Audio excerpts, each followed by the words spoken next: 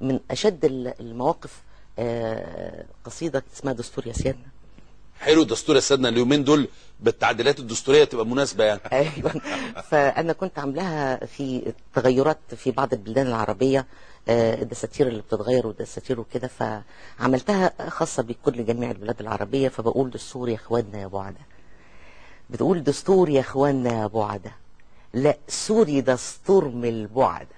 محبوس حابس يا سيادنا وبكاكي من فوق مدنا، وورايا ديوك بيكاكو حرصوا على الباقي معاكم، بركة مولانا هلاكو حلتوا علينا اللعنة، طرطور طرطر طراطير بيغيروا في الدساتير، ولا عاد في الحتة كبير، ويا وارث تورث مين، ما الورث اتباع واتبعنا. نرجع تاني لموضوعنا وبيان لديار الإفتاء من جمهورية زفتة، لعبة وعملوها استفتاء، صوت يا اللي انت سمعنا وقول ملك ولا كتابة، أسد دون شبلون في الغابة، واحلف وحياة راس بابا زفة في مولد كدابة، والله يجازي اللي خدعنا، للجوكر ألف تحية، ملعون خاشي الحرية، يحيى قانون العبودية والحكومات الشمولية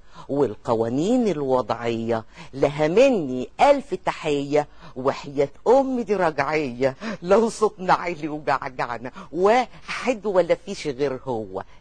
عد متربع جوه، وبكيفك قرب القوة، لو عامل فيها فتوة روح قول له بقى يودعنا، مزيكا وطرباتو ونفديك بالدم افدوه، بس احنا ورحمة ابوه من ده اللي هيلوي دراعنا، روح هاتلي ليمون بالصودا، انا حاسه بريحه شوطه، هيصعدوا فصل الروضه والورث هيصبح موضه، لم الجدعان واتبعنا على قهوه ساقية مكي، نلطم نصرخ وهنبكي، ده ناويها وبيتك تكلي قبل ما حتى يودعنا، زقطته يا عيال قولوا هي، الحكم صباح تكاوي، لو عايز قول اوكي، لو رافض قول اوكي، في كلا الحالتين نو واي، غير كوديا وزار ينفعنا، انا عايزه بخور ملجاوي واحمر ارمل وحصاوي ودراع برغوت مش غاوي،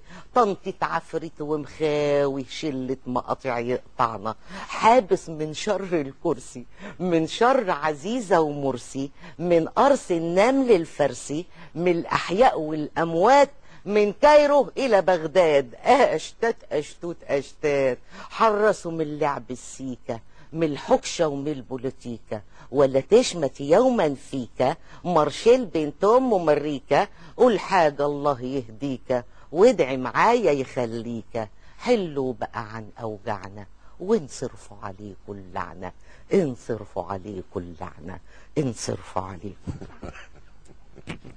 طبعا ده شعر يا جماعة، فن يعني، الكلام مش لازم زي ما بيجي في دماغكم، يعني المسائل ملهاش نفس المعاني، ده شعر يعني ينفع في اوقات مختلفة، مش يعني طبعا ده الشعر يتقال بعد 20 سنة ويتقال من 50 سنة، مفيش مشكلة.